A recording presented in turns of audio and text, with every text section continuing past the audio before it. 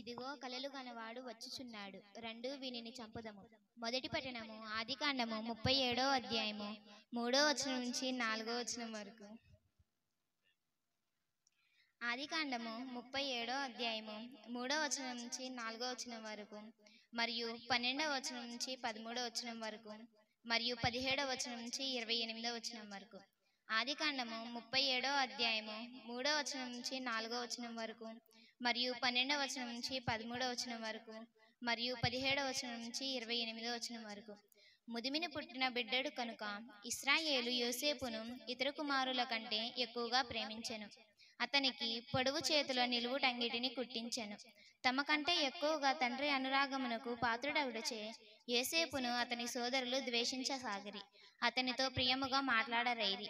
యోసేపు సోదరుల తండ్రి మందలను మేపుటకు షేకెము వెళ్ళిరి.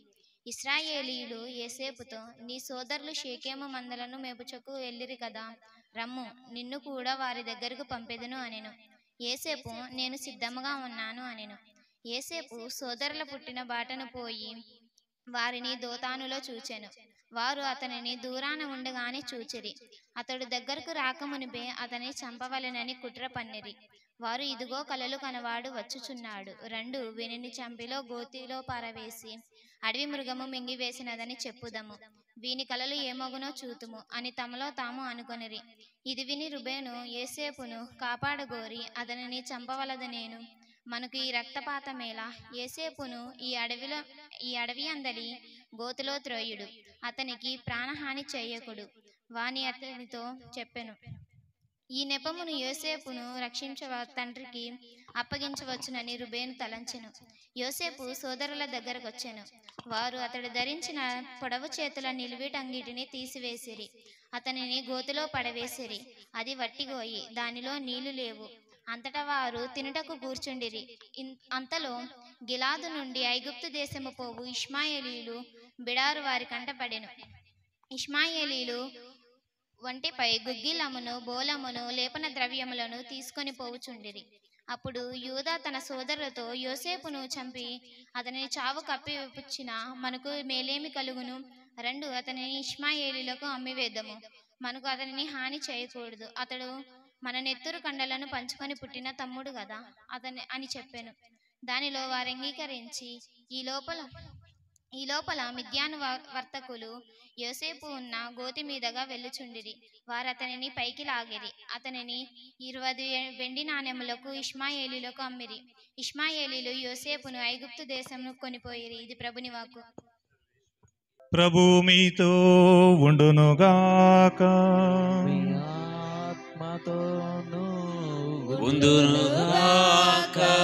పునీత మత్తయి గారు రాసిన సువిశేషములోని భాగము. ప్రభువా మీకు మహిమ కలుగునుగాక. 19వ అధ్యాయము మత్తయి సువార్త 19వ అధ్యాయము 16వ వచనము నుండి 26వ వచనము వరకు. ఒక యువకుడు యేసును సమీపించి, బోధకుడా, నిత్య జీవము పొందుటకు నేను చేయవలసిన మంచి పని ఏమి అని ప్రశ్నించెను. మంచిని గూర్చి నన్నేలా ప్రశ్నించెదవు? మంచివాడు ఒక్కడే.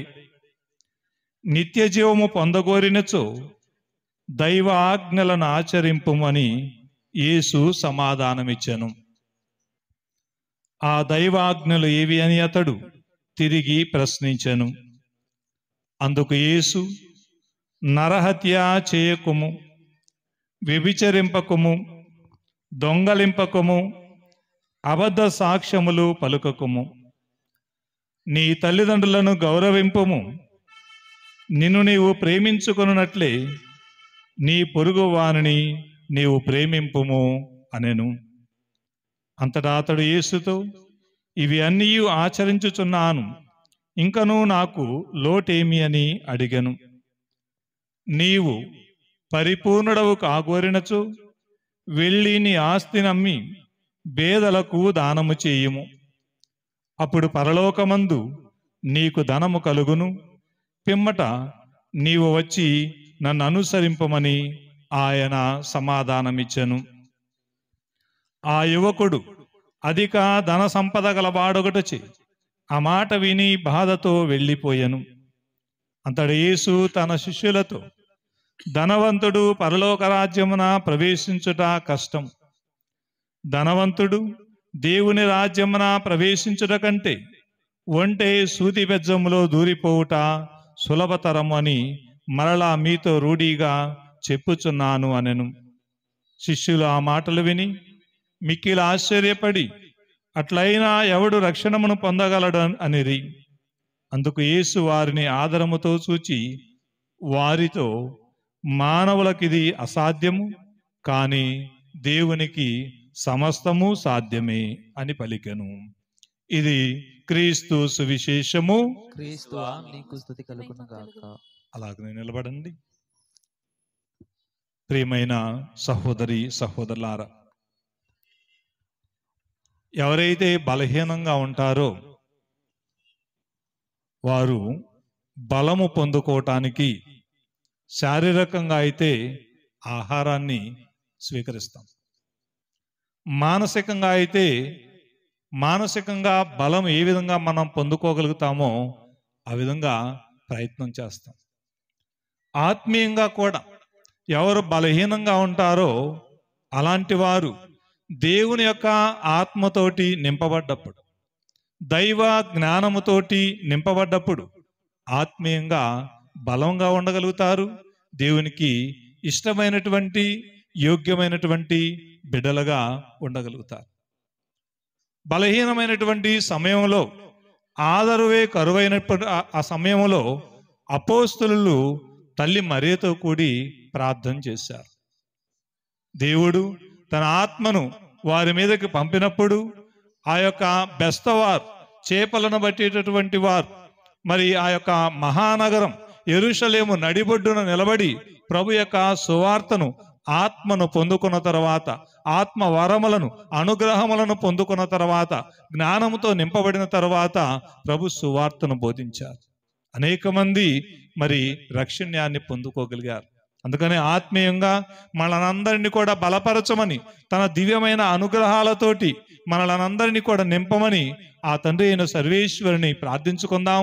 మరియమ్మ గారిని ఏ విధంగా తన ఆత్మతో నింపి ఉన్నారు, అపోస్తులను ఏ విధంగా తన ఆత్మతో నింపి ఉన్నారు, యేసుప్రభు వారు యోర్దాను నదిలో బప్తిస్మమును స్వీకరించినప్పుడు తన ఆత్మను ఏ విధంగా పంపి ఆయన తన ప్రేమైన కుమారునిగా మలుచుకొని ఉన్నారో మన అందరి మీద కూడా తన ఆత్మను కురంభరింపమని ఆత్మస్వరూపుడాను గీతమున భక్తితో ఆలపిస్తూ ఆ ఆత్మ వరానుగ్రహములు పొందటానికి ప్రయత్నం చేద్దాం.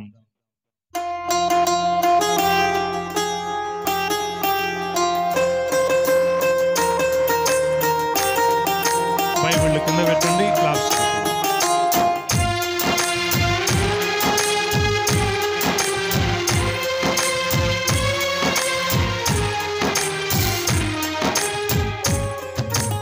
ఆత్మస్వరూపుడా నా యేసయ్యా, నీ ఆత్మతో నన్ను నింపుమా.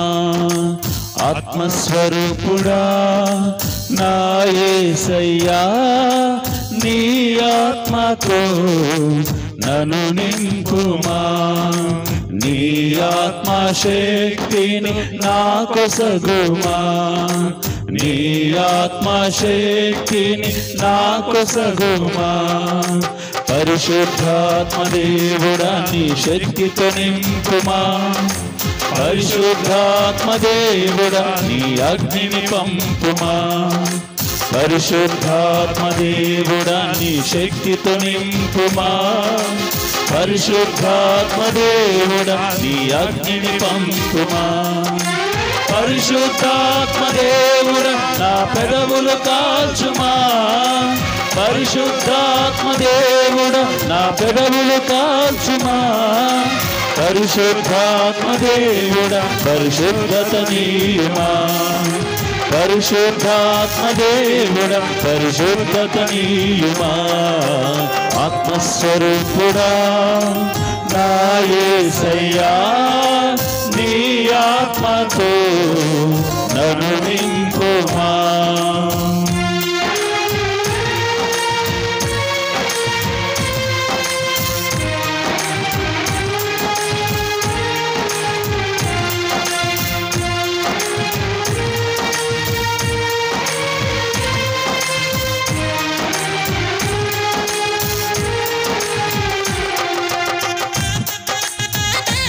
గట్టిగా చప్పట్లు కొడుతూ దేవుని మహిమపరచుగా. మండుచున్న పొదలో అగ్నిగా కనిపించిన ఆ దేవుడు భక్తుడు మోషేను బలపరచి ఆత్మతో నింపి నడిపించిన ఆ దేవుడు నా వల్ల కాదయ్యా నేను వెళ్ళనయ్యా అని బ్రతిమలాడిన నేను ఉన్నా నీకు తోడు అంటూ బలపరిచి నడిపించాడు. అద్భుతాలు చేయించాడు. ఎర్ర సముద్రాన్ని దాటించాడు.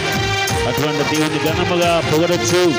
అయ్యా మా పైన కూడా మీ ఆత్మను కుమ్మరించమని, మమ్మ అభిషేకించమని, బలహీనులమైనా కానీ భయపడుతున్నా కానీ బలపరిచి నడిపించమని ప్రార్థన చేద్దాం.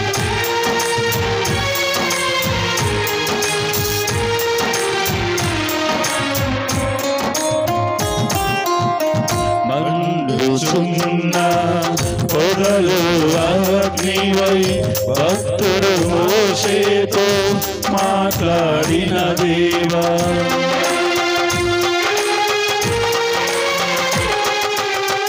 మండుచున్న పొదలు అగ్నివై భక్తుడు మోషేతో మాట్లాడిన దేవా, నాతో మాట్లాడవా, నన్ను నడిపించవా, నాతో మాట్లాడవా, నన్ను నడిపించవా. పరిశుద్ధాత్మ దేవుడా నీ శక్తితో నింపుమా, పరిశుద్ధాత్మ దేవుడా నీ అగ్నిని పంపుమా, పరిశుద్ధాత్మ దేవుడా నీ శక్తితో నింపుమా, పరిశుద్ధాత్మ దేవుడా నీ అగ్నిని పంపుమా, పరిశుద్ధాత్మ దేవుడా నా పెదవులు కాల్చుమా, పరిశుద్ధాత్మ దేవుడా నా పెదవులు కాల్చుమా, పరిశుద్ధాత్మ దేవుడా పరిశుద్ధత నీయుమా, పరిశుద్ధాత్మ దేవుడా పరిశుద్ధత నీయుమా. ఆత్మస్వరూపుడా నా యేసయ్యా నీ ఆత్మతో నన్ను నింపుమా.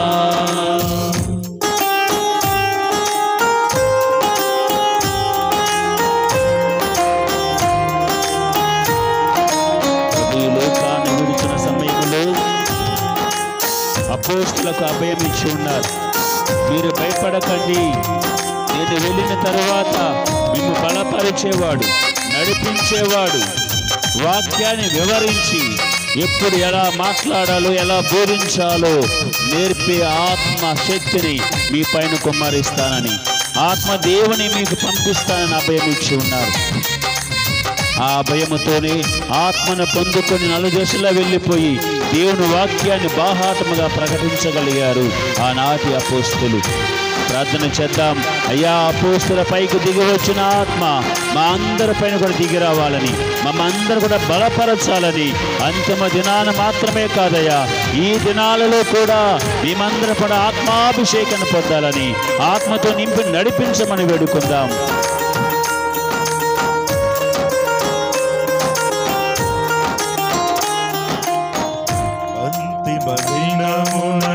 మాపై ఆత్మను కుమ్మరించుటకు నిశ్చయించితివి,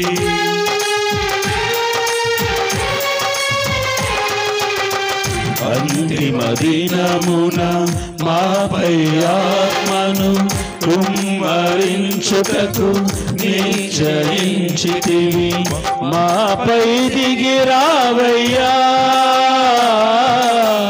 శక్తి వసగుమయా, మాపై దిగిరావయ్యా శక్తి వసగుమయా. పరిశుద్ధాత్మ దేవుడా నీ శక్తితో నింపుమా, పరిశుద్ధాత్మ దేవుడా నీ అగ్నిని పంపుమా, పరిశుద్ధాత్మ దేవుడా నీ శక్తితో నింపుమా, పరిశుద్ధాత్మ దేవుడా నీ అగ్నిని పంపుమా, పరిశుద్ధాత్మ దేవుడా నా పెదవులు కాల్చుమా, పరిశుద్ధాత్మ దేవుడా నా పెదవులు కాచుమా. పరిశుద్ధాత్మ దేవుడా పరిశుద్ధత నీయుమా. పరిశుద్ధాత్మ దేవుడా పరిశుద్ధత నీయుమా.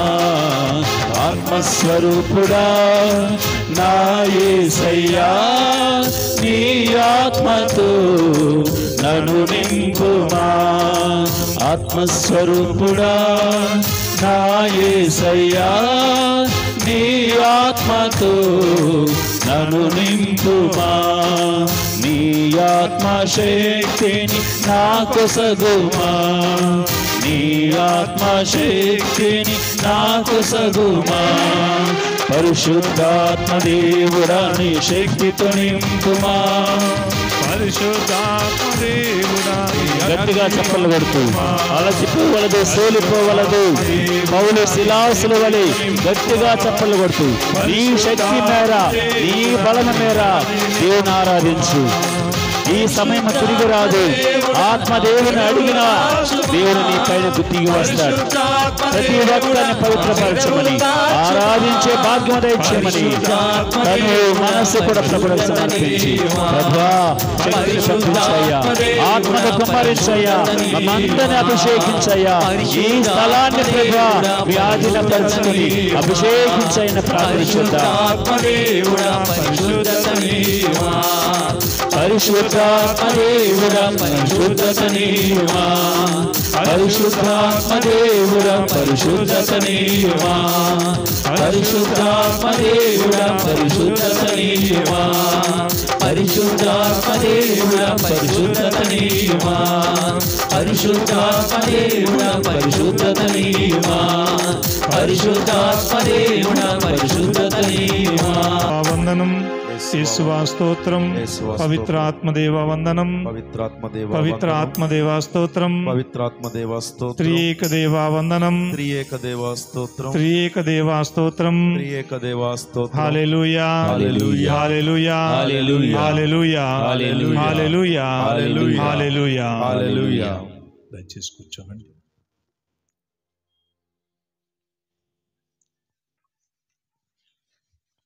క్రీస్తునాథుని యందు ప్రియులకు సహోదరి సహోదరులారా, మనమందరము కూడా తపస్సు కాలంలో ఉన్నాం. పాస్కా ఆయుత్త కాలములో మనం ఉన్నాం.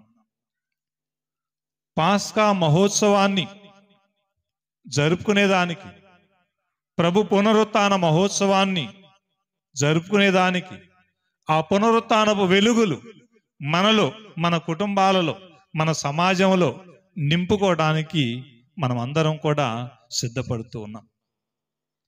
ఈ పాస్కా ఆయుత్త కాలము ఎన్ని రోజులు మనం జరుపుకుంటాం?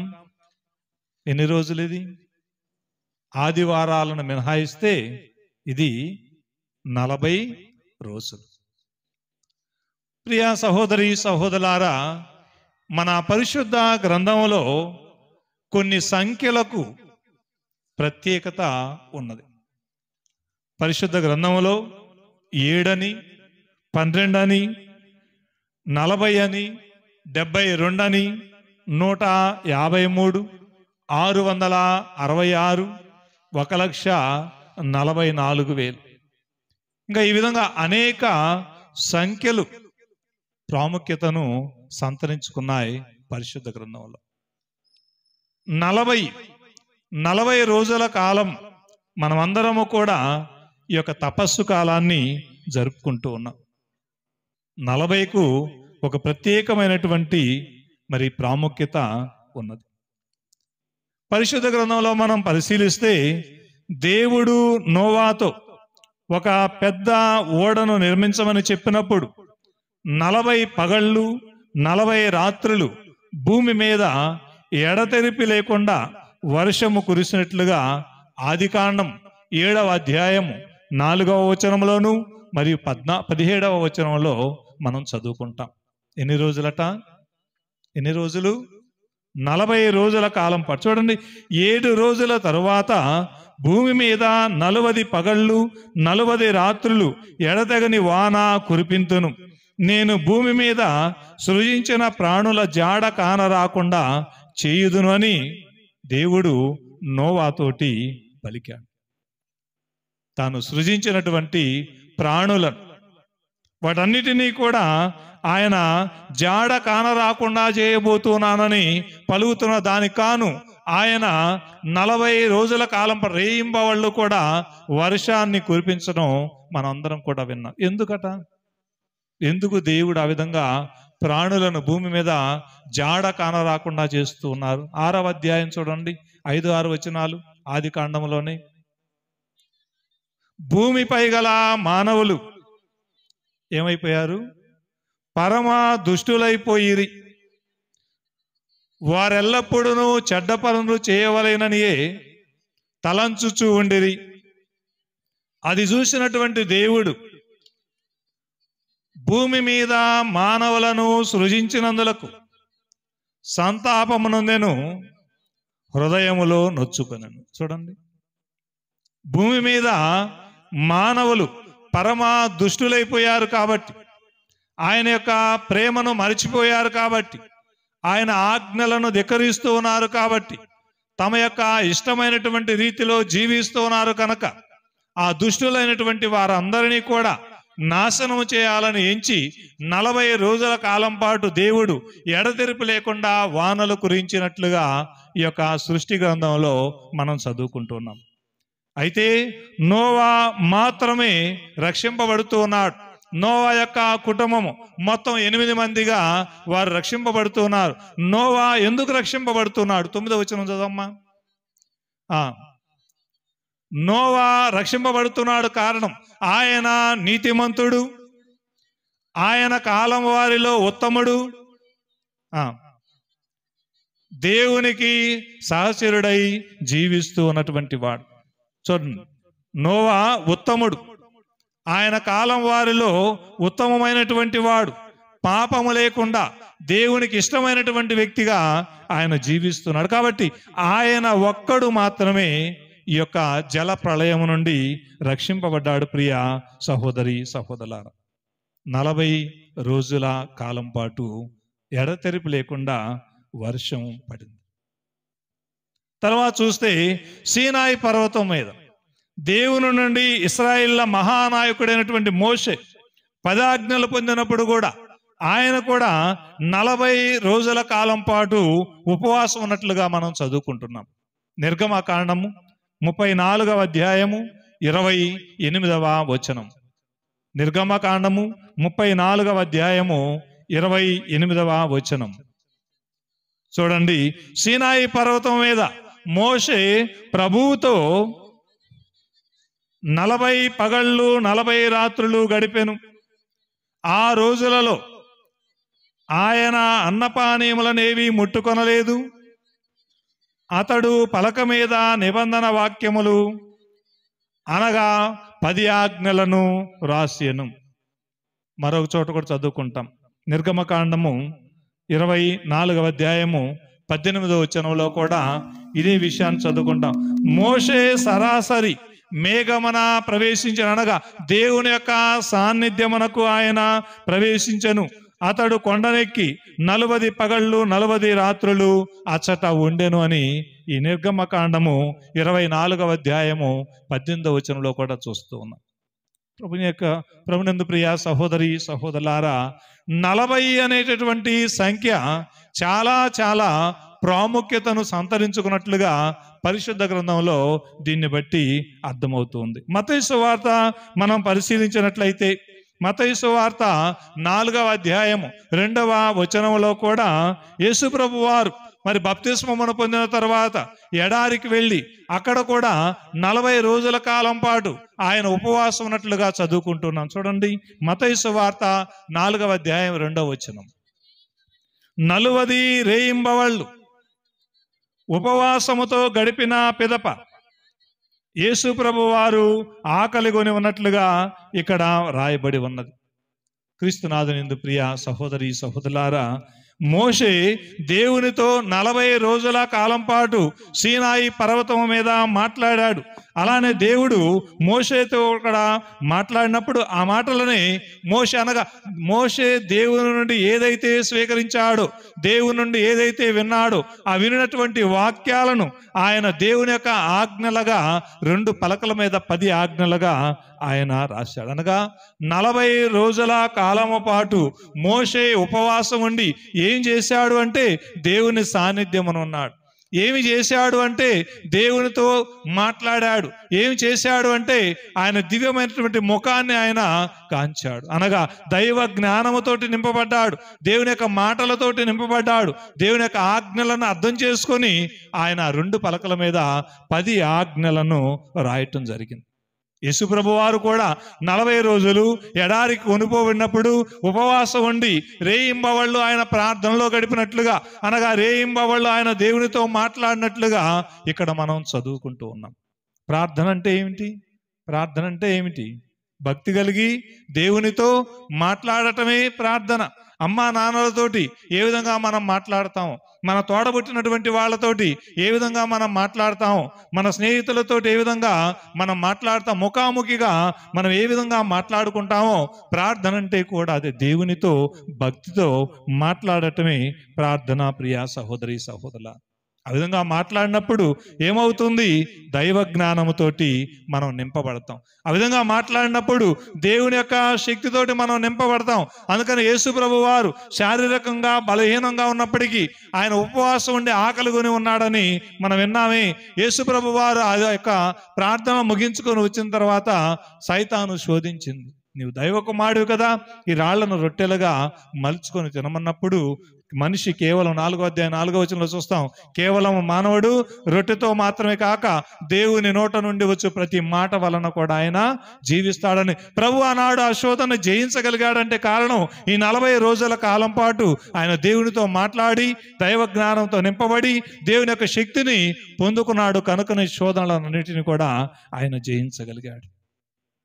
ప్రియా సహోదరి సహోదరులారా, పరిశుద్ధ గ్రంథంలో ఈ 40 అనేటటువంటి సంఖ్య 146 సార్లు రాయబడినట్లుగా తెలియజేస్తూ ఉన్నారు. ఈ 40 సంఖ్య ఒక రకమైనటువంటి పరీక్ష, ఇది నేర్చుకునేటటువంటి సమయం. అదేవిధంగా అయితే చివరిన అనగా ఈ 40 రోజులు ముగిసిన తర్వాత విజయాన్ని సూచించేటటువంటి సంఖ్య ఇది. అదే కాకుండా ఈ 40 రోజుల తర్వాత ఎవరైతే అపజయం పొందుతారో, అనగా ఎవరైతే గెలుపొందలేకపోయారో వారికి తీర్పు కూడా విధించబడుతుందని దీన్ని బట్టి మనకు అర్థమవుతుంది.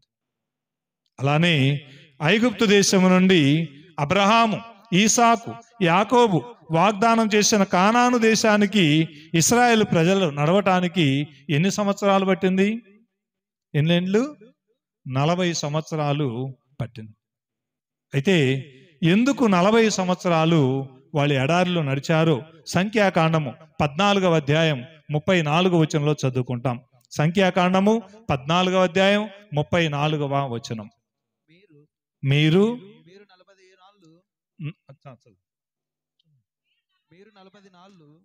40 నాళ్ళు ఆ దేశమున వేగు నడిపితిరి. ఒక్కొక్క రోజు ఒక్కొక్క సంవత్సరముగా గణింపబడును. 40 ఏండ్లు మీరు మీ పాప ఫలితమును అనుభవింతురు. అప్పుడు గాని నన్ను నిర్లక్ష్యము చేయటంటే ఏమిటో మీకు అంతుపట్టదు, మీకు అర్థమవుతూ ఉన్నది. కాబట్టి పాపము చేసినటువంటి వాళ్ళు, ముఖ్యంగా దేవుని ఆజ్ఞలను ధిక్కరించినటువంటి వాళ్ళు, మోషే యొక్క నాయకత్వాన్ని ధిక్కరించినటువంటి వాళ్ళు, అహరోను యొక్క యాజకత్వాన్ని ధిక్కరించినటువంటి వాళ్ళు, అదేవిధంగా దేవుని శక్తిని అనుమానించినటువంటి వాళ్ళు, వారందరూ కూడా వారి యొక్క పాపానికి తగినటువంటి ప్రాయశ్చిత్తం చేసుకోవడానికి ఈ 40 రోజుల కాలం దేవుడు వారిని ఎడారిలో నడిపించారు. వేగుల వాళ్ళు మరి కానాను దేశానికి వెళ్ళినప్పుడు మరి పట్టినటువంటి రోజులు ఎన్ని రోజులు? కేవలము 40 రోజులు మాత్రమే. 40 రోజులు మాత్రమే. అయితే ఒక్కొక్క రోజు ఒక్కొక్క సంవత్సరముగా దేవుడు వాళ్ళకు పొడిగించారు. కారణం వారి యొక్క పాప కృత్యాలకు కాను. ప్రియమైన సహోదరి సహోదరులారా, మరి అదేవిధంగా ఎడారిలో 40 సంవత్సరాలు ఇశ్రాయేలు చేసినటువంటి మజిలీలు కూడా 40. కొంతమంది వేద పండితులు అంటారు ఈ 40 అనేటటువంటి సంఖ్య ఏమిటంటే లెక్కకు మిక్కుటము అని అర్థం. లెక్కకు మిక్కుటముగా. ఒకసారి ప్రభు దగ్గరకు వచ్చి మరి పేతురు గారు అడుగుతారు, నా సహోదరుడు నా ఎడల తప్పిదం చేస్తే నేను ఎన్ని పర్యాయాలు మన్నించాలి? 7 సార్లు మన్నిస్తే సరిపోతుందా అని. యేసుప్రభు ఏం చెప్పారు? 3 సార్లు సరిపోద్దని చెప్పారా? 7 సార్లు మన్నిస్తే సరిపోద్దా అని పేతురు గారు ప్రభువుని అడిగితే ప్రభు ఏం చెప్పారు? 7 కాదు 70 పర్యాయాలు, అనగా లెక్కకు మిక్కుటముగా మన్నించమని చెప్పారు. క్రీస్తునాథుని యందు ప్రియమైన సహోదరి సహోదరులు, ఈ విధంగా 40 అనేటటువంటి సంఖ్య పరిశుద్ధ గ్రంథంలో ఇంకా చాలా సార్లు రాయబడి ఉంది. ఇందాక చెప్పాను 146 సార్లు. ఎన్నిసార్లు అంట? 146 సార్లు. ఇశ్రాయేలు ప్రజలను పాలించిన సౌలు కావచ్చు, దావీదు కావచ్చు, సలోమోను కావచ్చు, వాళ్ళు కూడా తలా 40 సంవత్సరాలు ఇశ్రాయేలు ప్రజలను పాలించారు. మొదటి 20 సంవత్సరాలు బాగానే పాలించారు, కానీ తర్వాత ఏమైంది? గర్వం, అహంభావం పెరిగి ఇశ్రాయేలు ప్రజలను వేధించుకు తిన్నారు. అయితే ఈ 40 సంవత్సరాలు ఎడారిలో నడిచినటువంటి ఇశ్రాయేలు ప్రజలకు దేవుడు అనేక విధాలుగా సహాయం చేశారు. తను అనుమానించిన, అవమానించిన, ఆజ్ఞలను ధిక్కరించిన వాళ్ళకు దేవుడు ఏ విధంగా సహాయం చేశారు మనందరికీ తెలుసు. వాళ్ళు ఏమైనా కష్టపడి పనిచేశారా? పొలం పనిచేశారా? చేయలే. తినడానికి ఏమి ఇచ్చారు? దేవుడు వారికి మన్నానిచ్చారు. నోరు సవిచేడిపోయిందంటే తినడానికి ఏమి ఇచ్చారు? వాళ్ళకి పూరేడు పక్షులని పంపించారు. తాగటానికి నీళ్ళు లేవంటే రాత్రి నుండి వారికి నీళ్ళు ఇచ్చారు. అలానే రాత్రి అగ్నిస్తంభం మాదిరిగా, పగలు మరి మేఘస్తంభం మాదిరిగా వారికి అండగా ఉండి నడిపించారు. 2 చోట్ల చదువుకుంటాం పరిశుద్ధ గ్రంథంలో. ఏమనంటే 40 సంవత్సరాల కాలం పాటు. గమనించండి, క్రైస్తవులంగా క్రీస్తును అనుసరించేటటువంటి మనం కూడా ఎవరం కూడా నిరాశపడకూడదు, ఎవరం కూడా నిస్పృహకు గురి కాకూడదు. దేవుడు మనకు అండగా ఉంటాడు. వారికి 40 సంవత్సరాలు ఏ విధంగా లెక్కకు మిక్కుటముగా, అనగా ఎల్లప్పుడూ కూడా వారికి తోడుగా ఉన్నటువంటి భగవంతుడు నీకు నాకు తోడుగా ఉంటాడు, నిన్ను నన్ను నడిపిస్తాడనేటటువంటిది మర్చిపోకూడదు. పరిశుద్ధ గ్రంథంలో వారు నడిపించినప్పుడు వారికి ఆహారం ఇచ్చినటువంటి దేవుడు, వారికి పానీయాన్ని ఇచ్చినటువంటి దేవుడు, వారికి నీడనిచ్చినటువంటి దేవుడు, వారికి వెలుగునిచ్చినటువంటి దేవుడు, నిన్ను నన్ను పిలుచుకొని తన బిడ్డగా మలుచుకున్నటువంటి దేవుడు, నిన్ను నన్ను తన బిడ్డగా పిలుచుకొని ఎన్నిక చేసుకున్నటువంటి దేవుడు నడిపిస్తాడని నీవు నేను మనం ఎవరం కూడా మర్చిపోకూడదు. పరిశుద్ధ గ్రంథంలో రాయబడి ఉన్నది.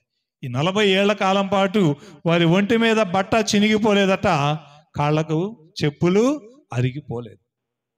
ఏమైందంట? ఒంటి మీద బట్టలు చినిగిపోలేదు, కాళ్లకు చెప్పులు అరిగి. మరో చోట ఉంది కాళ్లకు బొబ్బలెక్కలేదని.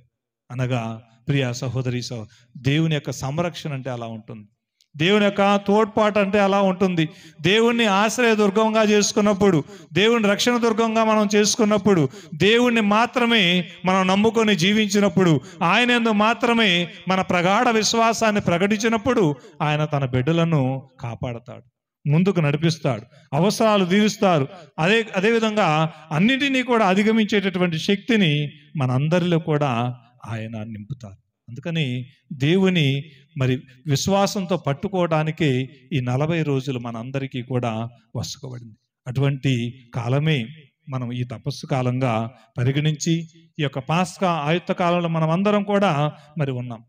మన ప్రభువు మానవులమైన మన ఎడల మనలందరినీ కూడా ప్రేమించి దేవుని యొక్క లోతైనటువంటి, ఉన్నతమైనటువంటి, విశాలమైనటువంటి, గాఢమైనటువంటి, పునీత పౌలు గారు ఎఫెసీయులకు రాసిన లేఖలో చెప్తారు, దేవుని యొక్క లోతైన, ఉన్నతమైన, విశాలమైన, గాఢమైన ప్రేమను గురించి తెలియచేసి మన పాపముల కొరకై తాను శ్రమలను అనుభవించి మరణించి పునరుత్థానమైనటువంటి దాన్ని ధ్యానించుకోవటానికే ఈ తపస్సు కాలాన్ని మనం ఏర్పాటు చేసుకున్నాం.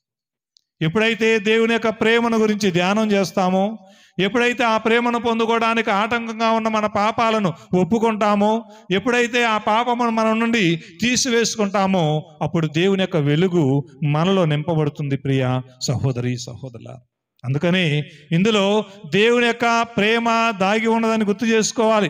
ప్రభు యొక్క త్యాగాన్ని మనం జ్ఞాపకం చేసుకోవాలి.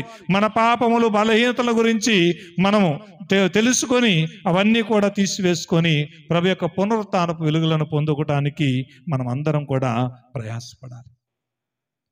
ఏ విధంగానైతే ఎడారిలో ఇశ్రాయేలు మాదిరిగా మనం ప్రయాణిస్తూ ఉన్నాం, ఈ ప్రయాణంలో దేవుడు మనందరికీ కూడా తోడుగా ఉంటారనేటటువంటిది మనం ఎవరం కూడా మర్చిపోకూడదు. ఈరోజు మనం చూసాం మొదటి పట్టణం. ఎవరి గురించి విన్నాం? మొదటి పట్టణంలో ఎవరిని గురించి విన్నాం? యాకోబుని గురించి విన్నామా? యోసేపుని గురించి విన్నామా? ఎవరిని గురించి? యోసేపుని గురించి విన్నాం. యోసేపుని గురించి విన్నాం. ఈ యోసేపు యాకోబుకి ఇష్టమైనటువంటి కుమారుడు. వేద పండితులు చెప్పారు ఏమనంటే దాదాపు 60 రకాల సారూప్యం ఉన్నదంట. అంటే యేసు ప్రభు వారికి అలానే యోసేపులో 60 సారూప్యాలు ఉన్నాయంట. ఏ విధంగానైతే యోసేపును యాకోబు ప్రేమించాడో దేవుడు కూడా తన ఏకైక కుమారుణ్ణి ప్రేమించాడు. అలానే ఆయన దేవుని యొక్క ప్రేమకు నిదర్శనంగా చెప్పబడుతుంది. ఆయన తండ్రి చేత ప్రేమింపబడినటువంటి వాడు. చూడండి, నేను కొన్ని విషయాలు చెప్తాను, అందులో మీరు బేరీజ్ వేసి చూడండి.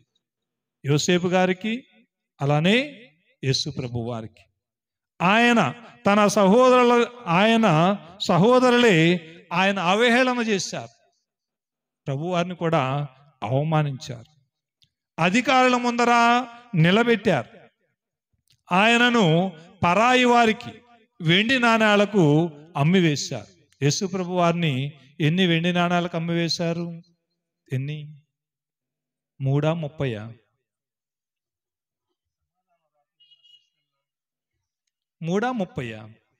30. అలానే యోసేపుని ఎన్ని వెండి నాణాలకు అమ్మివేశారు? 20 వెండి నాణాలకు అమ్మివేశారు. అక్కడ ఈ బాయిలో ఉన్నటువంటి యోసేపు ఆ విధంగా చనిపోవటం కంటే ఆయన అమ్మివేయటం మేలని చెప్పినటువంటి వాడు ఎవరో తెలుసా? ఆయన సోదరుడైన యోధానే. యూదా ఆయన పేరు. యేసు ప్రభు వారిని ముద్దు పెట్టి మరి 30 వెండి నాణాలకు అమ్మివేసినటువంటి వాని పేరేంటి? ఏం పేరు? యూదా ఇస్కారియోతు. ప్రియ సహోదరి సహోదరు, అలానే ఆయన వస్త్రాలను ఒలిచారు. ఎందుకంటే తండ్రి ఇచ్చినటువంటి ఆ అంగీని సోదరులు తీసివేశారు. యేసు ప్రభు వారి యొక్క అంగీని కూడా తీసివేయటం జరిగింది. అన్యులకు అప్పచెప్పారు. అలానే అన్యాయంగా తీర్పు విధించారు. చెరసాలలో బంధించారు. ఆయన మాత్రం విశ్వాసపాత్రంగానే ఉన్నాడు. అయితే ఆయన శక్తిని అధికారులందరూ కూడా తెలుసుకోగలిగారు. ఇటు యోసేపులో కావచ్చు, అటు యేసు ప్రభు వారిలో కావచ్చు. ఆయన అప్పగించినటువంటి సహోదరులను ఆయన మన్నించాడు. మన్నించడమే కాదు, ఆయన వారిని రక్షించాడు. అలానే అన్ని విధములైన అవమానములను ఆయన పొందినా కానీ ఆయన లేవనెత్తబడ్డాడు. శారీరకమైన బాధలు పడవలసి వచ్చినా కానీ దేవుని యొక్క చిత్తానికి మాత్రం వాళ్ళు తలవంచారు. ఆయన తన ప్రజలను వారి శత్రువుల నుండి కాపాడటానికి దేవునిచే వినియోగింపబడినటువంటి సాధనములుగా అటు యోసేపు ఇటు యేసు ప్రభు వారు కూడా ఉన్నారు. అన్యులకు సహితము తన కుటుంబంలో భాగస్థులను చేసుకున్నారు. ఆయన ఆకలిగా ఉన్న వారికి అన్నం పెట్టాడు. ఎలా? ఐగుప్తు దేశంలో ఫరో రాజు తర్వాత స్థానం ఈ యోసేపుకే ఇవ్వబడింది. బానిసగా అమ్మబడినటువంటి వాడు అధికారిగా నియమింపబడ్డాడు. అనగా రాజు తర్వాత స్థానాన్ని ఆయన పొందుకోగలిగాడు. కరువు కాటకంలో కూడా తన తెలివితోటి దైవ జ్ఞానంతో నింపబడినటువంటి ఈ యోసేపు ఏం చేశాడు? ఆయన వారందరికీ కూడా ఆకలిని తీర్చారు. యేసుప్రభు వారు కూడా ఆకలిని తీరుస్తున్నారు. ఆత్మీయ ఆహారాన్ని, నిత్య జీవపు ఆహారాన్ని నీకు నాకు మనందరికీ కూడా ఆయన అనుగ్రహిస్తున్నారు. అలానే ఆయన ముందర అందరూ కూడా చూడండి, సోదరులు కూడా వచ్చి ఏం చేశారు? నమస్కరించారు, కాలు వంచి నమస్కరించారు. అలానే ఆయన యేసు ప్రభు వారిని అంగీకరించిన వారందరూ కూడా మోకరించినప్పుడు, ఆయన అంగీకరించినప్పుడు ఆయన రక్షణ పొందుకోగలుగుతారు. ప్రియ సహోదరి సహోదరులారా, యోసేపు యొక్క జీవితాన్ని నీవు నేను మనమందరం కూడా ఆదర్శంగా తీసుకోవాలి. దేవుడు మనలందరినీ కూడా నన్ను మాత్రమే అని ఎవరు అనుకోకూడదు, ఫలానా వ్యక్తిని మాత్రమే అని ఎవరు అనుకోకూడదు. మనలందరినీ కూడా దేవుడు ప్రేమిస్తూ ఉన్నాడు. ఈ యొక్క సారూప్యం యేసుప్రభు వారిలో ఉన్నటువంటిది కావచ్చు, యోసేపులో ఉన్నటువంటిది కావచ్చు, మనందరిలో కూడా ఉండాలి. దేవుని చేత ప్రేమింపబడేటటువంటి వ్యక్తులముగా ఉండాలి. దేవుని యొక్క చిత్తానికి తల ఒగ్గేటటువంటి వ్యక్తులముగా ఉండాలి. దేవుని యొక్క ఆజ్ఞలను పాటించేటటువంటి వ్యక్తులముగా ఉండాలి. ఇతరులను మన్నించేటటువంటి వ్యక్తులంగా ఉండాలి. ఇతరుల యొక్క రక్షణానికి కారకులుగా ఉండేటటువంటి వ్యక్తులంగా ఉండాలి. ఇతరులలో దైవ జ్ఞానాన్ని నింపగలిగేటటువంటి వ్యక్తులముగా నీవు నేను మనం అందరం కూడా పిలువబడ్డాం. కాబట్టి మన బాధ్యతను నిర్వర్తించాలి. క్రీస్తునాథునియందు ప్రియ సహోదరి ఈ విధంగా దేవుడు తన ప్రజలను వివిధ కాలాలలో వివిధ వ్యక్తుల ద్వారా ఆనాడు ఇశ్రాయేలు ప్రజలను ముందుగానే పంపారు. కరువు వచ్చేదానికి ముందుగానే ఐగుప్తుకు ఈ యొక్క యోసేపును పంపారు. అలానే మనలందరినీ కూడా మానవులందరి రక్షణ కొరకు ఆయన మరి మత్తయి సువార్తలు చదువుకుంటాం 1వ అధ్యాయం 21 ఆయన తన ప్రజలను వారి పాపముల నుండి రక్షించడానికి అనగా మనం అందరం కూడా రక్షింపబడటానికే దేవుడు తన ఏకైక కుమారుని లోకానికి పంపించి మనల్ని శిక్షించడానికి కాదు. ఆయన తర్వాత వాక్యాల్లో వింటాం, మనల్ని ప్రేమిస్తున్నాడు కాబట్టి మనల్ని రక్షించడానికి ఆనాడు ఆ కరువు నుండి ఇశ్రాయేలు జనాంగాన్ని మరి యాకోబు సంతతిని రక్షించడానికి యోసేపును ఐగుప్తునకు పంపినటువంటి విధంగా మానవులందరినీ కూడా రక్షించడానికి మన మధ్యకు తన ఏకైక కుమారుని దేవుడు ఈ లోకానికి పంపారు. ఆనాడు వారు కరువు నుండి రక్షింపబడినటువంటి విధంగా ఈనాడు మనమందరము కూడా మన పాపముల నుండి రక్షింపబడడానికి, మన బాధల నుండి మనం రక్షణ పొందడానికి, అదేవిధంగా పరలోకానికి చేర్చబడటానికి దేవుడు తన ఏకైక కుమారుని ఈ లోకానికి పంపించి తన యొక్క మరి ప్రేమను మనకు పంచుతూ ఉన్నారు. ప్రభునందు ప్రియ సహోదరి సహోదరులారా, మరి ఎవరు పొందుకుంటారు ఈ రక్షణ? ఎవరైతే యోసేపును అంగీకరించారో వారికి ఆనాడు ఆకలి తీర్చబడింది. ఎవరైతే ప్రభువును అంగీకరించారో వారందరూ కూడా ప్రభు యొక్క ఉత్థానపు వెలుగును పొందుకున్నారు. ఈనాడు నీవు నేను ప్రభువును అంగీకరిస్తే ఆ యొక్క రక్షణ్యానికి నోచుకోగలుగుతాం. ఎవరు ఈ రక్షణ పొందుకోగలుగుతారు? ఎవరు ఈ నిత్య జీవానికి అర్హులవుతారు? చూడండి, యోహాను సువార్త మరి క్షమించండి, దానికి ముందుగా మార్కు సువార్త 1వ అధ్యాయం 15వ వచనం. యేసుప్రభు వారు తన బహిరంగ జీవితాన్ని ఆరంభించిన తర్వాత మొట్టమొదటిసారిగా తాను పలికినటువంటి పలుకులవే. చూడండి, కాలము సంపూర్ణమైనది, దేవుని రాజ్యము సమీపించినది. ఇది మనందరిని గురించి పలుకుతున్న ప్రభు యొక్క వాక్కు.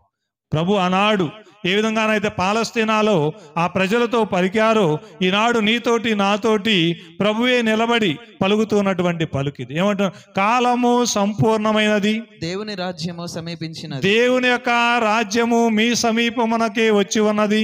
హృదయ పరివర్తనం చెంది, హృదయములో మారు మనస్సు పొంది, హృదయ పరివర్తనము చెంది సువార్తను మంచి వార్తను విశ్వసింపమని ప్రభు వారు పిలుపునిస్తూ ఉన్నారు.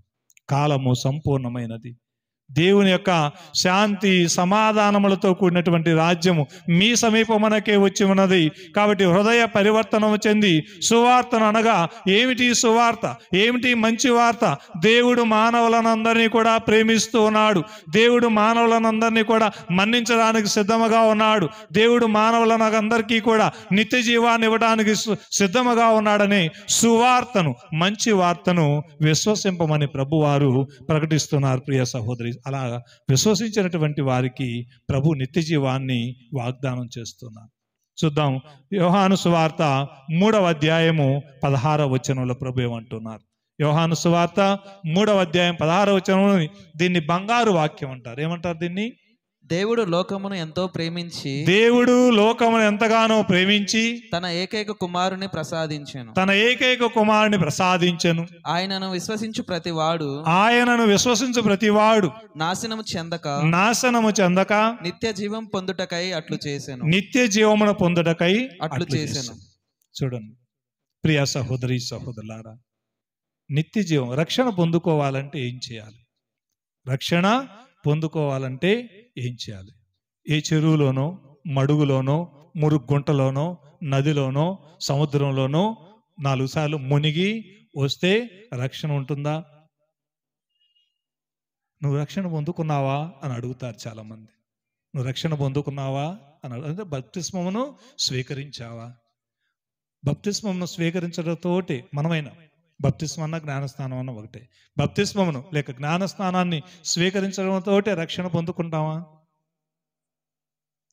ఆ తర్వాత నీ తలంపులు, నీ ఆలోచనలు, నీ మాటలు, నీ ప్రవర్తన, నీ నడత ఎలా ఉంది?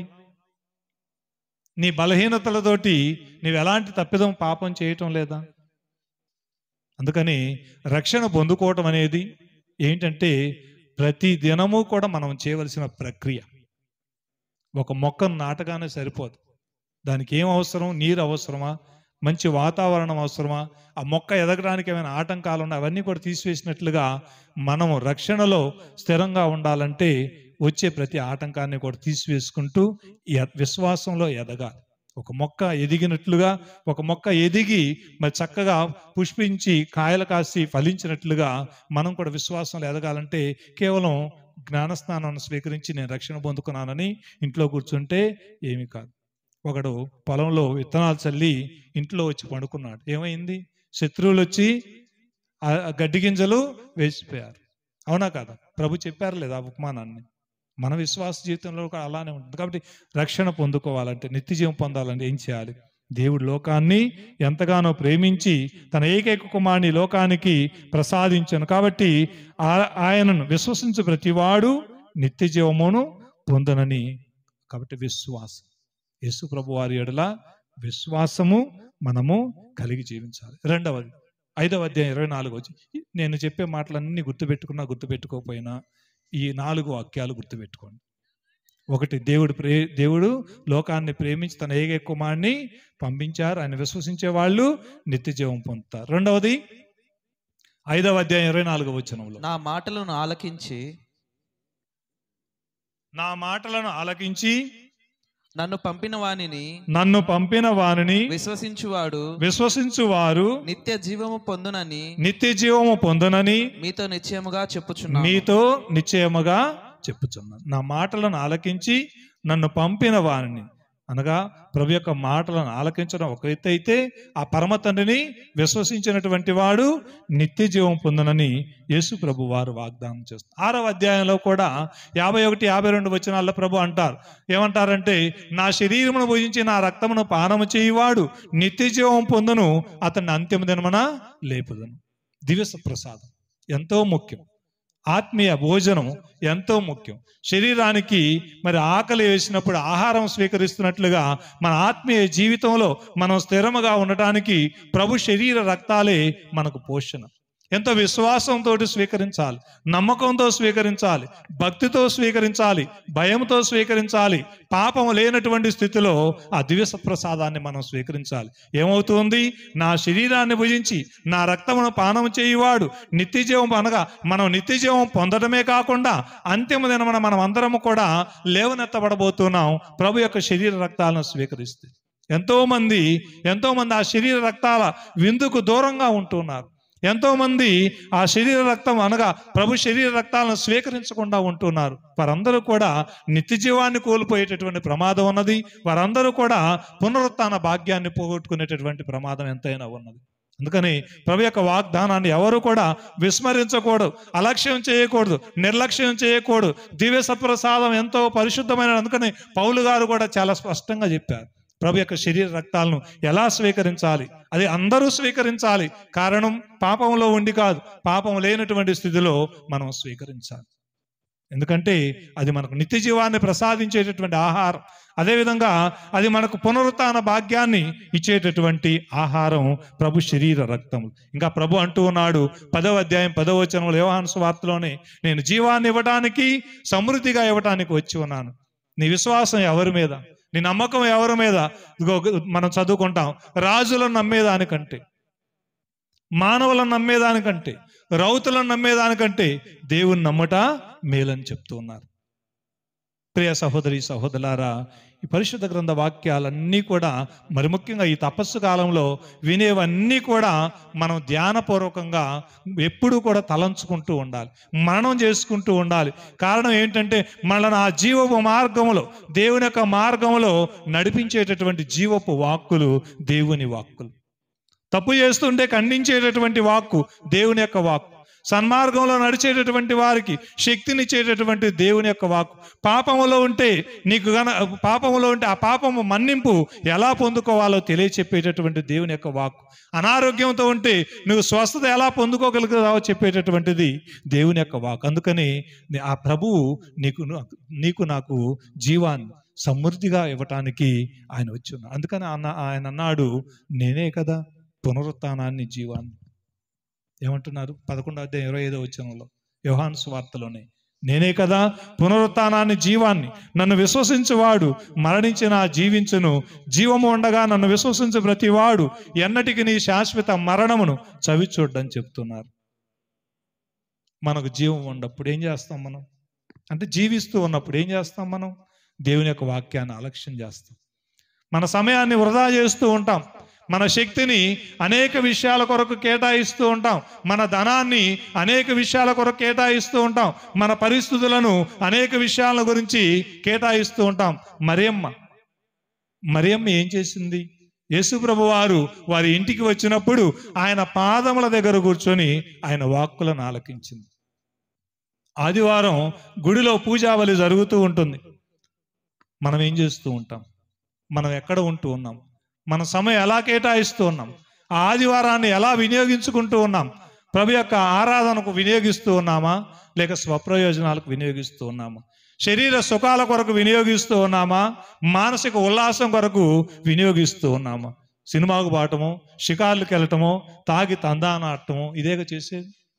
ఆదివారం అందుకొరకే సెలవు దినంగా ప్రకటింపబడిందా? అది అప్పు పండుగ. అది దేవునికి కేటాయింపబడినటువంటి సమయం.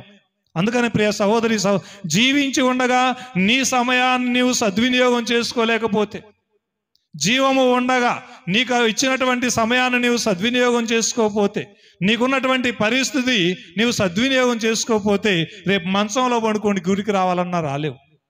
మంచంలో పడుకొని సత్ప్రసాదం తీయాలన్నా తీసుకోలేవు. మంచంలో పడుకొని నీ జ్ఞానస్నానం పొందాలన్నా పొందుకోలేవు. అదేదో ఇప్పుడే జీవము ఉండగానే, నీ పరిస్థితి చక్కగా ఉండగానే, అందుకనే ఇది అనుకూలమైనటువంటి సమయం అని చెప్తారు.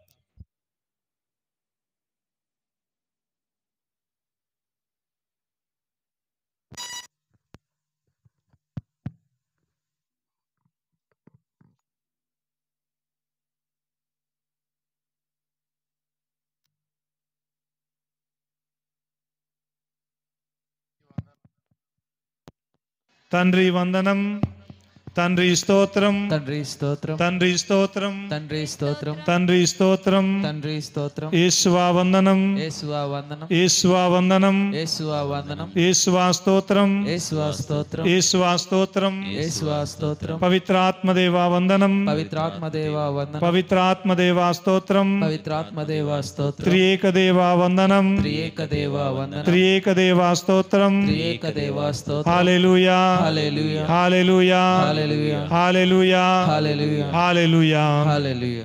కాబట్టి ప్రియ సహోదరి సహోదరులారా, ప్రభు నిన్ను నన్ను మనందరినీ కూడా ఈ తపస్సు కాలంలో హెచ్చరిస్తున్నాడు. జీవము ఉండగా, అనగా నీవు జీవిస్తూ ఉండగానే, నీవు జీవముతో ఉండగానే నన్ను విశ్వసిస్తూ ఉన్నటువంటి వాడవైతే నీకు నిత్య జీవాన్ని ఇస్తానని ప్రభు వారు వాగ్దానం చేస్తూ ఉన్నారు. అందుకని నిత్యమైనటువంటి జీవం, నిరంతరము దేవుని యొక్క సమక్షంలో ఉండగలగాలంటే ఈ యొక్క సమయాన్ని మనం సద్వినియోగం చేసుకో. ముఖ్యంగా దేవుని యొక్క కృపను పొందుకునేదానికి, పాప మన్నింపును పొందుకునేదానికి, దైవ జ్ఞానంతో మరింతగా నింపబడేదానికి సముచితమైనటువంటి కాలం ఇది, సముచితమైనటువంటి సమయం ఇది, అనుగ్రహ పూరితమైనటువంటి కాలము ఈ యొక్క పాస్కా ఆయుత్త కాలం. ఆనాడు ఇజ్రాయేలు జనాంగం పాస్కా జరుపుకున్నారు. పాస్కా అంటే ఏమిటి? పాస్కా అంటే ఏంటి? దాటిపోవుట అని అర్థం. ఏమిటి? దాటిపోవుట అని అర్థం. ఆనాడు బానిసత్వం నుండి దాటిపోయారు. ఎర్ర సముద్రాన్ని దాటించాడు భగవంతుడు. బానిసత్వం నుండి దాటిపోయారు, కష్టాలు దాటారు, మరి వేదనలు దాటారు, స్వేచ్ఛ స్వాతంత్ర్యాలను పొందుకోగలిగారు. దేవుని చేత వాగ్దానం చేయబడినటువంటి ఆ వాగ్దాన భూమి వైపు వారు నడిచారు. నీవు నేను మనమందరము కూడా దాటాలి. అందుకని ఈ పాస్కా దాటడానికి ఆయుత్తపడేటటువంటి కాలమే ఈ పాస్కా ఆయుత్త కాలం. సద్వినియోగం చేసుకోవాలి, దాటాలి, పాపమును దాటాలి, అదేవిధంగా శోధనలను దాటిపోవాలి, ఆటంకాలన్నిటినీ కూడా అధిగమించేటటువంటి కాలమే ఈ పాస్కా ఆయుత్త కాలం. దేవుడు మనకు సహాయం చేస్తారు, తన వాక్కు ద్వారా సహాయం చేస్తారు, తన సేవకుల ద్వారా సహాయం చేస్తారు. అందుకని 3 కార్యాలు చేయమని చెప్పారు పరిశుద్ధ గ్రంథంలో. ఈ తపస్సు కాలం ఏం చేయాలి? 3 కార్యాలు ఏమేంటివి?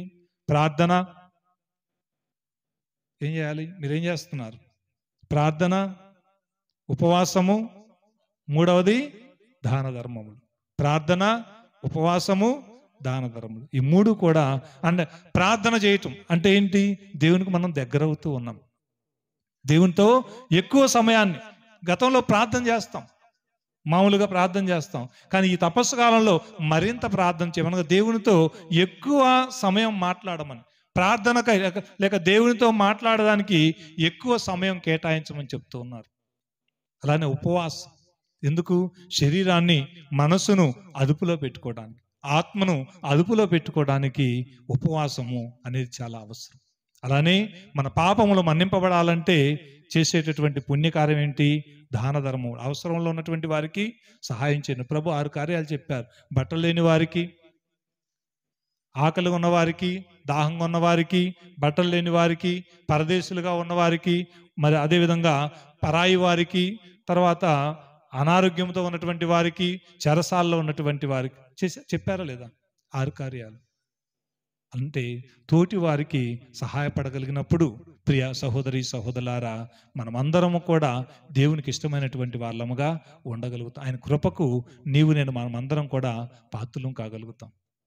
ఈ తపస్సు కాలం మన జీవితాన్ని ఆలోచింప చేయటానికి, దేవునికి నేను ఎంత దగ్గరలో ఉన్నాను, ఎంత దూరంలో ఉన్నానని ఆలోచింప చేయటానికి మిక్కిలి అనుకూలమైనటువంటి సమయమే ఇది. అందుకని మీలో కొంతమంది మొక్కుబడి చేసుకొని ఈ తపస్సు కాలంలో కొంతమంది దీక్ష తీసుకున్నారు.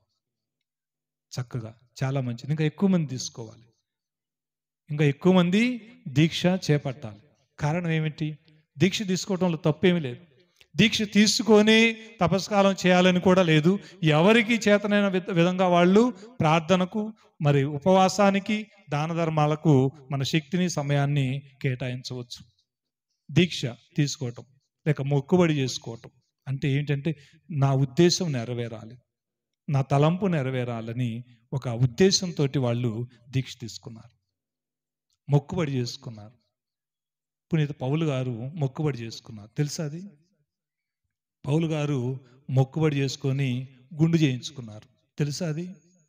అపోస్తల కార్యములు 18వ అధ్యాయం 18వ వచనంలో చదవండి. కాబట్టి మొక్కుబడి చేసుకోవడంలో తప్పేమీ లేదు.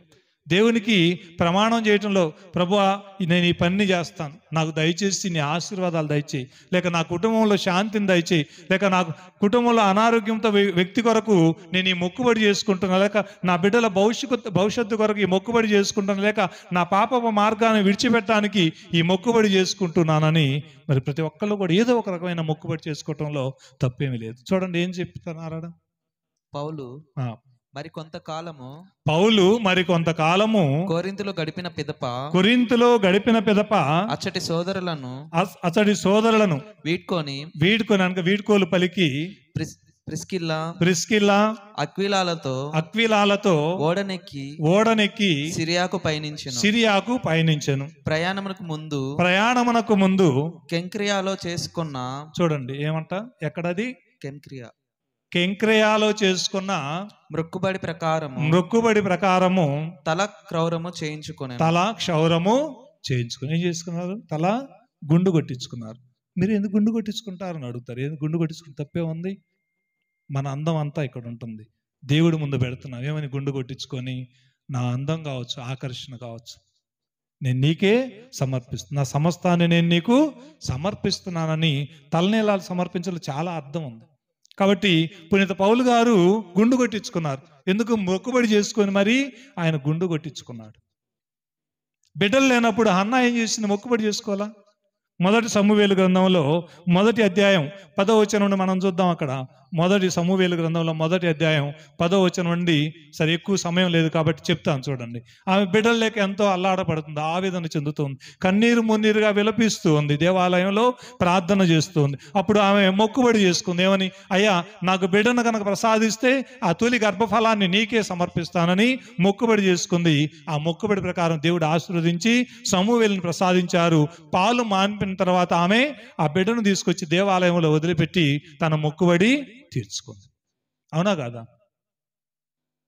ఏం చెప్పరేంది? అవునా కాదా? కాబట్టి ఈ తపస్సు కాలంలో అందుకనే ప్రార్థన కావచ్చు, ఉపవాసం కావచ్చు, దాన ధర్మాలు కావచ్చు, మొక్కుబడి చేసుకోవటంలో తప్పేమీ లేదు. దీక్ష తీసుకోవటంలో తప్పి, దేవుడికి నేను దగ్గరవుతానని ఒక వ్యక్తి ముందుకొచ్చి దీక్ష తీసుకుంటే తప్పేముంది? అవునా కాదు? అలానే ఉపదేశకుడు గ్రంథంలో కూడా 5వ అధ్యాయం, ఉపదేశకుడు గ్రంథము 5వ అధ్యాయము 4-5 వచనాల్లో కూడా చక్కని వాక్యాలు అక్కడ రాయబడింది. చూడండి. కనుక నీవు దేవుని ఎదుట ఏమైనా మొక్కుకొని ఉన్నచో, ఏదైనా మొక్కుకొని ఉన్నచో ఆ మొక్కును వెంటనే తీర్పుము, ఆ మొక్కుబడిని వెంటనే తీర్చుము. చూడండి. కాబట్టి ఉపదేశకుడు గ్రంథంలో కూడా మొక్కుబడి చేసుకుంటున్నావా? అయితే దాన్ని తీర్చమని చెప్తూ ఉన్నారు. ప్రియ సహోదరి సహోదరులారా, ఈ తపస్సు కాలంలో ప్రతి ఒక్కరం కూడా మొక్కుబడి చేసుకోవాలి, మొరపెట్టాలి, ప్రార్థన చేయాలి. నేను ఈ విధంగా ఉంటాను, నేను ఉపవాసం ఉంటాను, శుక్రవారాల్లో నేను ఉపవాసం ఉంటాను, లేక బుధవారాల్లో నేను ఉపవాసం ఉంటా, లేక ఈ 14 స్థలాలు ఈ 40 రోజులు రోజు చెప్తా, ప్రభువా నా ఇంట్లో ఉన్న కష్టాన్ని తీసివేయి, నా ఒంట్లో ఉన్నటువంటి వ్యాధిని తీసివేయి, లేక మా కుటుంబంలో ఉన్నటువంటి కలతను తీసివేయి, మా బిడ్డలను జ్ఞానంతో నింపు ప్రభు అని ప్రార్థన చేసుకోవడంలో తప్పేం లేదు ప్రియ సహోదరి సహోదరు. అందుకని తపస్సు కాలాన్ని సద్వినియోగం చేసుకో. మరొక చిన్న విషయం, ఈ తపస్సు కాలం మనమందరం కూడా పాపము నుండి విముక్తులము కావటానికి ఉపకరిస్తుంది. చాలామంది ఆత్మవంచన చేసుకుంటారు, నాలో పాపము ఏమీ లేదని, నేనేం పాపం చేశాను, నేనేమి తప్పు చేశానని అనుకునేటటువంటి వాళ్ళు చాలామంది ఉంటారు. మనిషి ఎంత పుణ్యాత్ముడైనా సరే కనీసం రోజుకి 7 సార్లు పాపం చేస్తాడంట. ఎన్నిసార్లు? ఇంకెవరు ఉన్నారా పాపం చేయని వాళ్ళు? ఎంత పుణ్యాత్ముడైనా కనీసం రోజుకి 7 సార్లు పాపం చేస్తాడంట. అందుకని పూజారంభంలో తలంపు చేతను, వాక్కు చేతను, క్రియల చేతను, అశ్రద్ధ చేతను బహుపాపములు చేసితనని మనం పలుకుతాం. అనగా మన ఆలోచనల వల్ల కావచ్చు, మన మాటల వల్ల కావచ్చు, మన క్రియల వల్ల కావచ్చు, అశ్రద్ధతో కూడా, లేజినెస్ తోటి చేసేటటువంటి పాపాలు కూడా చాలా ఉంటాయి. అందుకని పాపం అనేటటువంటిది ప్రతి ఒక్కరం కూడా చేసేటటువంటిది. అది మానవ యొక్క నైజం. అయితే దేవుని యొక్క నైజం ఏమిటి? పశ్చాత్తాపపడి తన దగ్గరకు వచ్చినటువంటి వారి యొక్క పాపములను మన్నించడం దేవుని యొక్క నైజం. మన్నించడమే కాదు, మనం కూడా మన తోటి వారు ఎవరైనా మనకు హాని చేసి మనల్ని బాధ పెట్టి వచ్చి సారీ అని చెప్పినప్పుడు మన్నిస్తాం, కానీ మర్చిపోం. ఆ వ్యక్తి మళ్ళా రెండోసారి కనపడితే పలానా రోజున పలానా మాట మాట్లాడింది, లేక పలానా విధంగా నన్ను బాధ పెట్టిందని మనం అంటాం. అంటే మర్చిపోం, మన్నిస్తాం కానీ మర్చిపోం. దేవుడు వాగ్దానం చేస్తున్నాడు, నేను నీ పాపములను మన్నిస్తాను, మర్చిపోతాను. ఎప్పుడు?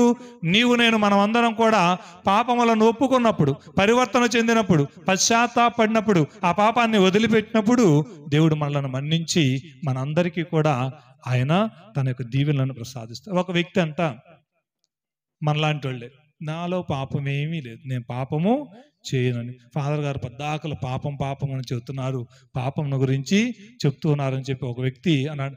నేనా? ఫాదర్ గారని మీరు పాపము ఆదాముతోటి ఆరంభమవుతుందని చెప్పారు కదా. ఆనాడు దేవుడు చెప్పినటువంటి ఆజ్ఞలను ఆదాము ఏవలు ధిక్కరించి పాపం అక్కడ ఆరంభమని చెప్పారు. చూసారా? నేనే గనక ఆ ఆదాము స్థలంలో నేనుంటే, అనగా సృష్టి ఆరంభంలో నేనుంటే, నేను దేవుడితోటే స్నేహం చేసేవాడిని, పాపము చేసేటటువంటి వాడిని కాదు ఫాదర్ అని చెప్పాడట. పాపము అశ్రద్ధతో కావచ్చు, తలంపులతో కావచ్చు, మాటలతో కావచ్చు, క్రియలతో కావచ్చు చేస్తాం. ఆశతో కావచ్చు, దురాశతో కావచ్చు పాపం చేస్తాం. సరే, ఈ ఫాదర్ గారు ఒకరోజు నేను పాపం చేయనని చెప్పినటువంటి ఆ వ్యక్తిని ఒకరోజు అన్నానికి పిలిచారట. అన్నం తింటూ ఉన్నారు, బల్ల మీద కూర్చొని. అన్ని డిష్లు అక్కడ పెట్టారు. అయితే అన్నిటి మీద ఫాదర్ మూతలు తీసి తినమని చెప్పారు. పెడుతున్నారు, ఆయన తిన్నారు, ఫాదర్ తింటున్నారు, ఆయన కూడా తింటున్నారు. ఈలోపు చిన్న పని ఉన్నట్లుగా ఫాదర్ గారు బయటికి వెళ్ళారు. పోతా ఒక మాట చెప్పారు. ఏమని? ఈ గిన్నె ఇట్లా ఉంచలే, నేను వచ్చిన తర్వాత తీస్తాను, మూత తీయబాకమని చెప్పారు. విన్నారా? ఇది వెరీ గుడ్. కాబట్టి శోధన అంటే ఏందో తెలుసు కదా. తీయొద్దులే అనుకొని తీయబాకమని చెప్పి పోయారు. అందులో ఏముంది అనే ఆలోచన ఈయనకు వచ్చింది. తినేవాడు తినక మూత తీశాడు. దాంట్లో నుంచి కప్ప ఎగిరి ఏమైంది? సాంబార్ గిన్నెలో పడింది. సాంబార్ ఏమైంది? బయటపడింది. ఏం చేయాలి? ఫాదర్ గారు వచ్చేలోపు శుభ్రం చేయాలి. ఇది శుభ్రం చేసి ఆ తొందరలో ఆ కప్ప ఎగురుడు, ఈ బల్లంతా రోత. నేను పాపం చేయను ఫాదర్, ఎలాంటి శోధన వచ్చినా కానీ నేను దాన్ని జయిస్తాను ఫాదర్ అని చెప్పినటువంటి వాడేమైంది? చేయలేదా? కాబట్టి మనిషి బలహీనుడు. బలహీనతలు ఉండటం తప్పు కాదు, కానీ బలహీనతలను జయించకుండా ఆ పాపములోనే ఎవరైతే జీవిస్తారో అలాంటి వారు దేవుని యొక్క శిక్షకు గురవుతారు. కానీ దేవుడు అవకాశాన్ని ఇస్తూ ఉన్నారు. చూడండి, సామెతల గ్రంథము 29వ అధ్యాయము, సామెతల గ్రంథము 29వ అధ్యాయము 13వ వచనం. కొన్ని వాక్యాలు చదువుకొని ముగించుకుందాం. సామెతల గ్రంథము 28వ అధ్యాయం 13వ వచనం.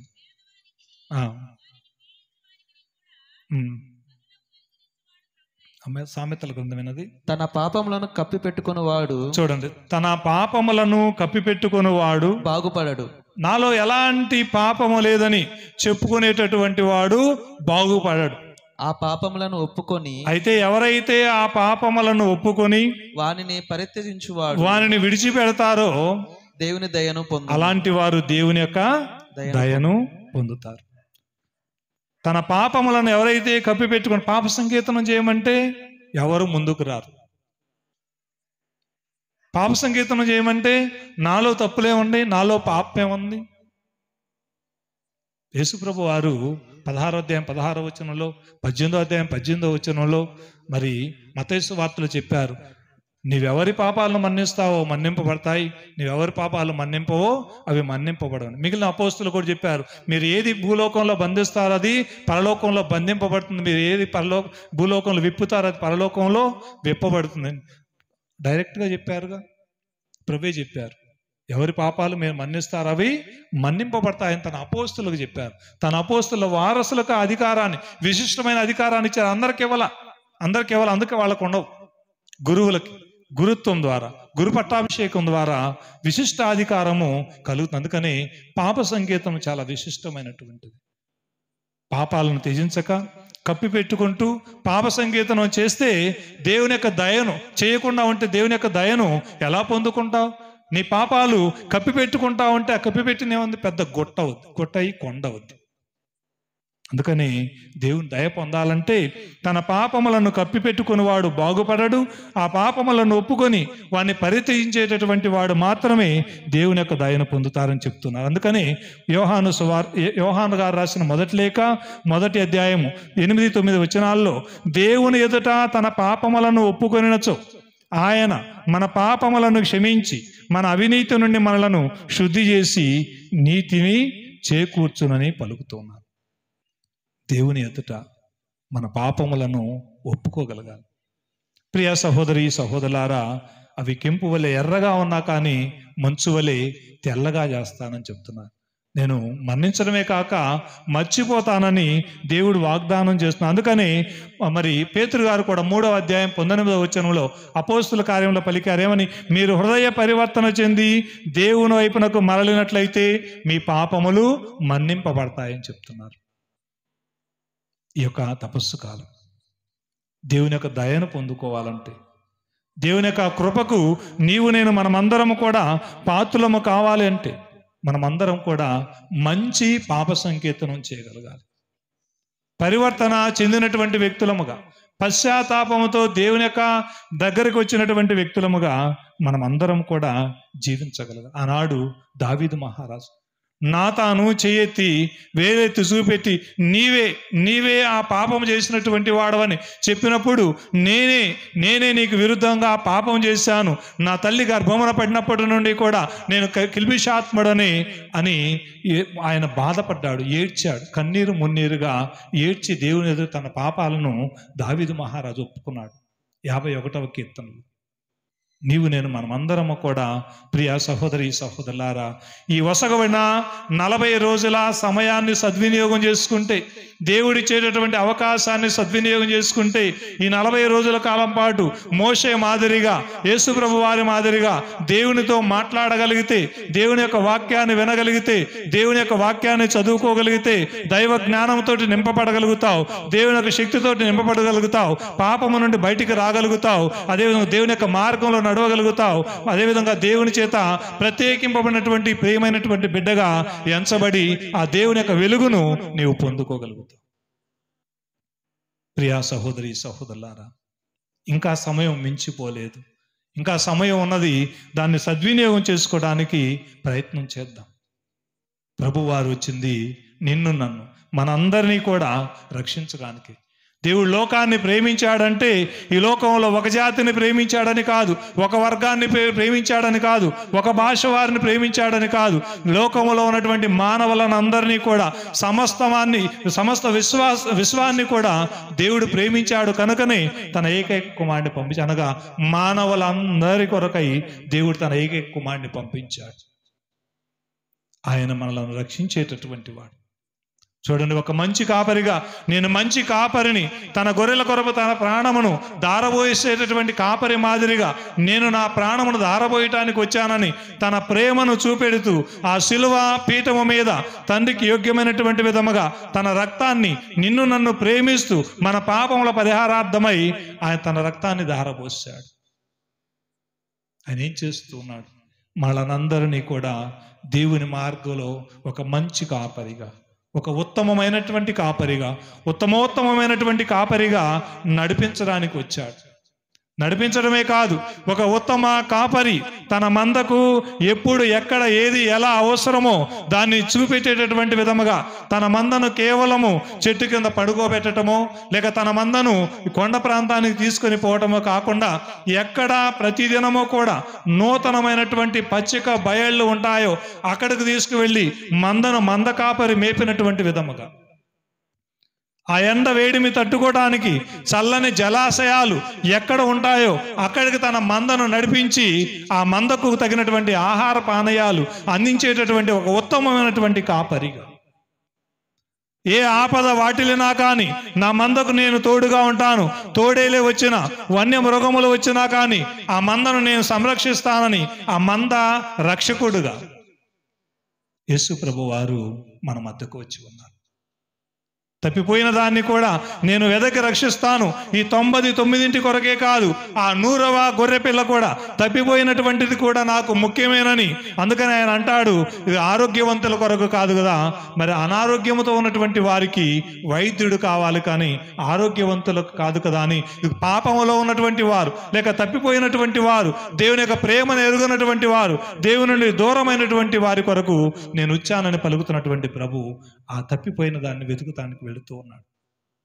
ఆయన ఆవేదన చూడండి, ఆయన బాధ చూడండి, ఆయన ఎదురు చూపు చూడండి.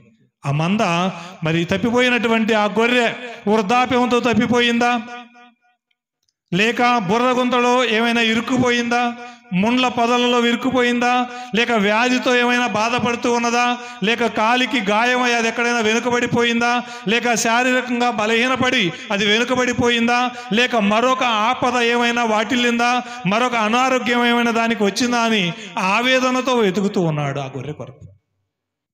ఉత్తమ కాపరి క్రీస్తు ప్రభు.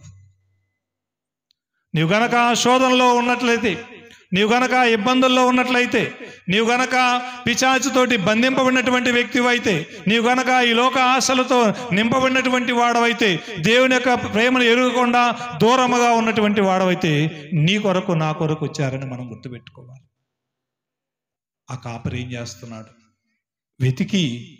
వెతికి దొరికినటువంటి ఆ గొర్రెను తన భుజాల మీద మోస్తుంది. ఈ 99 మోయలేదే, ఈ 99 ఆయన భుజాల మీద మోయేలా, తప్పిపోయిన దాన్ని, ఆపదల్లో ఉన్నటువంటి దాన్ని, అనారోగ్యంతో ఉన్నటువంటి దాన్ని, గాయపడినటువంటి ఆ గొర్రెను ఆయన తన భుజాల మీద మోసినట్లుగా పాపులను వెదకి రక్షించడానికి వచ్చానని పలికినటువంటి ప్రభు నిన్ను నన్ను మనందరినీ కూడా తన భుజస్కంధాల మీద మోయటానికి వచ్చారు.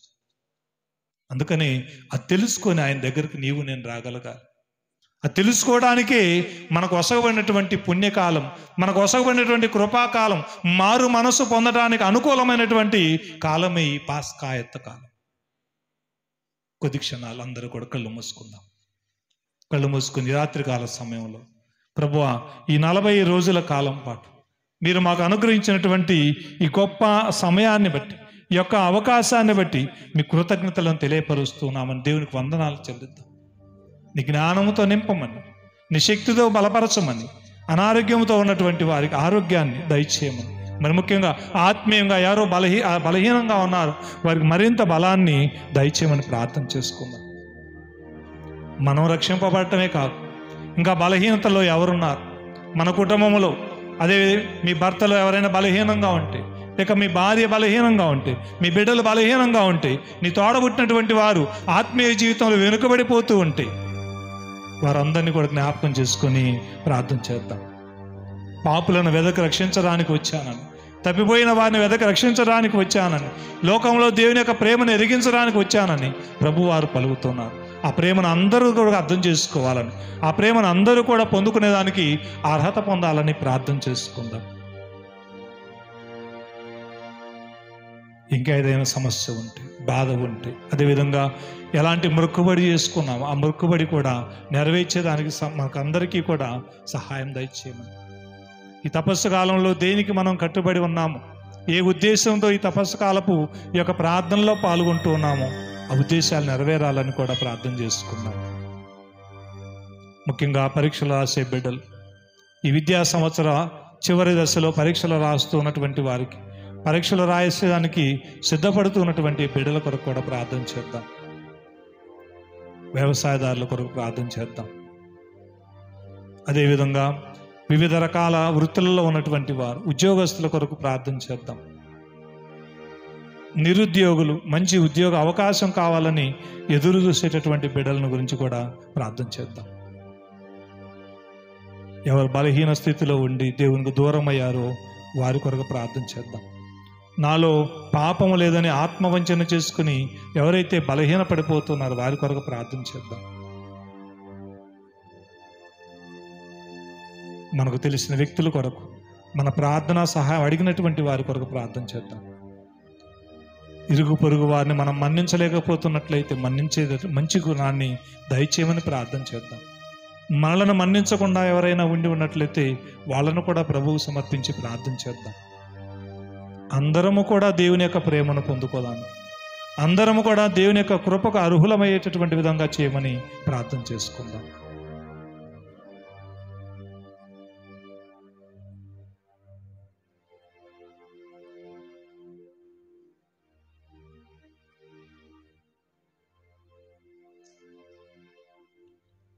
కృపా సత్య సంపూర్ణుడా, మా పరలోక రాజా, మా కోసం 40 రోజులు ఉపవాసము చేసి దేవుని వాక్యాన్ని మాకు అందించుటకు ఎంతో శ్రమించిన యేసు ప్రభువా, 40 దినాల శ్రమల కాలంలో ఉన్న మమ్మందరిని కూడా మీకు సమర్పించుతూ ఉన్నాం. దీక్షలో ఉన్న ప్రతి ఒక్కరిని ప్రభా మీరు ఆదరించండి. మీరు ఏ విధంగానైతే ఆ 40 దినాల పాటు సాతాను యొక్క తంత్రములను జయించి ఉన్నారో అదే విధముగా వీరును ఈ 40 దినాల కాలములో ఎదురయ్యే ప్రతి ఒక్క సమస్య, ప్రతి ఒక్క శోధన జయించే భాగ్యమును, శక్తిని దయచేయమని వేడుకుంటూ ఉన్నాం. అదే విధముగా ప్రభా విశ్వాసులందరినీ ఇక్కడ చేరిన ప్రతి ఒక్కరిని మీకు సమర్పిస్తూ ఉన్నాను. ప్రతి ఒక్కరిని బలపరచండి, పడిపోతున్న వారిని లేపండి, శోధనలలో గురి అవుతున్న వారిని బలపరిచి నడిపించండి, జయించే శక్తిని దయచేయండి. మా మీద మాకు నమ్మకాన్ని దయచేయండి. మీ వెలుగులో నడిస్తే మాకు ఏమీ కాదు అనే నమ్మకాన్ని మాకు దయచేయండి. ఇదిగో ప్రభా, తప్పిపోయిన గొర్రె పిల్లని వెతికి రక్షించి భుజాల మీదకి ఎత్తుకున్న వాడవి. ఇదిగో ప్రభా, పాపాత్మలమైన ఎవరైతే ఒప్పుకుంటూ ఉన్నారో, తమ పాపములను ఎవరైతే మీ సమక్షములు మీ పాదముల దగ్గర ఒప్పుకుంటూ ఉన్నారో వారందరూ కూడా ప్రభా ఎత్తి పట్టుకొని వేడుకుంటూ ఉన్నాం. బైబిల్ గ్రంథం చెప్తూ ఉన్నది, పాపములు కప్పిపెట్టుకున్నా బాగుపడరని. ప్రభ, మా హృదయాలను తెరిచి పశ్చాత్తాప హృదయముతో మీ చెంతకు తిరిగి వచ్చే భాగ్యము దయచేయమని, ఇక్కడ చేరిన ప్రతి ఒక్కను కూడా దీవించి నడిపించమని మన ఆదుడైన క్రీస్తు ద్వారా ఈ మనవి చేయుచున్నాము. ఆమేన్.